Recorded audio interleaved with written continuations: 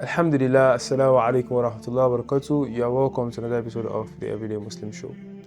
A question was sent to me recently, and I thought of answering it on the camera in this video so that you all can do well to leave answers to the questions too in the comment section.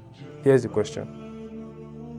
A brother is asking that what challenges do you think Muslims face in their personal or professional lives, and how can we overcome them?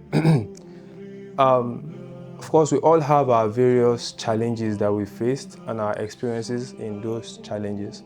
For me, one of the most recent one was visiting a hospital here in Abuja to submit a letter thereabout. And on entering the office, I was dressed in my jalabia. I wore a pea cap and I held my laptop bag. So upon entering the office, I didn't get a welcoming facial expression, but then I came for an official assignment, do what I came for. My goal was to do what I came for and then leave. So I greeted, introduced myself, and showed the letter. The manner of approach was still not given, but then I was like, fine, I don't know what it is, I can't assume for anyone. So I, submitted the letter. They gave some correction. I went out to do the corrections. Upon returning, the lady who attended to me first was not in the office. So I turned to the other gentleman and I was like, hey, Oga, this is the corrected version of this letter. And then the next thing he said was, hope we are safe.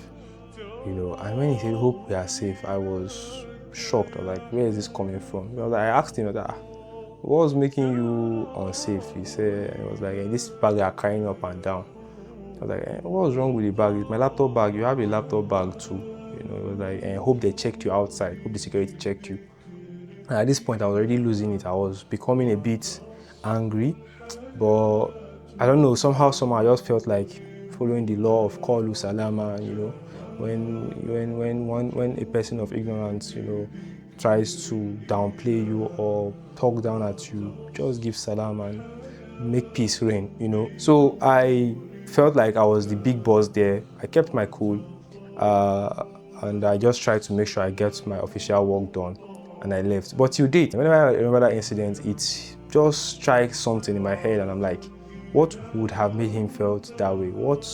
And there was this other guy in the office. He was not even trying to even make it seem like a joke. He was still frowning and just looking at me like, this guy, So I know things are happening in the world. So while there are those who perpetrate some of these evils and some of these discouraged acts, there are still the ones who do the good deeds and do some of these good acts, So unlike myself who has experienced this for the first time in a very long time, even if I've experienced it before, it's been a while. I've not experienced it in a very long time. But I had friends who have also experienced such incident firsthand. During the time of the whole Boko Haram crisis, the birds was a big threat. Sisters on niqab, sisters on hijab, they were threats.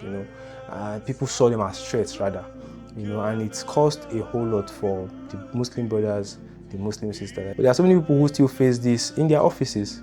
You go to apply for a job, they tell you, you are wearing the hijab, we cannot accept you here, you get declined. Or you get somewhere, they'll tell you are keeping your beard, you have to shave your beard, you have to, let your trousers flow, and so many of these type of, impressions given to we and us, the Muslims. Then what do we have to do when it comes to stuff like this? For me, to you all on this Everyday Muslim show is to encourage us as Muslims to build ourselves, to build our capacity, to increase our value, our personal value. We've learned through history over time that the Muslims were the leaders, they were in charge. They had the skills, they had the knowledge, but it's a test from Allah, and it is our own weakness as an ummah that we have begun to, play with certain things. We've left the fear of Allah. We now follow the so-called civilization of the West, and we have thrown away our values as Muslims. So in all of this, number one advice is that we should fear Allah. Number two is that we should try to upskill ourselves. We should become people of value, whether with your beards, with your hijab. When you speak, people would want to listen to you. When you have an authority by yourself, you are knowledgeable. Knowledge is one of the things that would keep you, valued and respected. So I encourage us as everyday Muslims to read books. learn the Quran, increase ourselves in knowledge. When there is knowledge, there will be power. When there is power, then inshallah we ask Allah to purify our intentions and our hearts so that we don't misuse that power. That thing that makes people, and it's not just the Muslims, even the other parties, the other people in the other faiths, they have people who commit different atrocities too, but then the flag of Islam is just seen as, these people, they are the ones. It's not just us. There are so many others, but I'm not using this to defend or fight against the fact that the bad things should be done. No, I kick against the bad things. We shouldn't do the bad things. We should encourage the good things, and that's what makes us the best of people. The best of people are those, as Allah described in the Quran, the ones who ta'muruna bil ma'ruf, guide people and encourage people and command people to do good deeds, and then forbid people from doing bad deeds.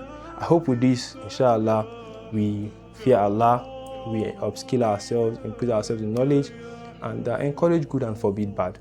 And may Allah bless you in your workspace and all you do.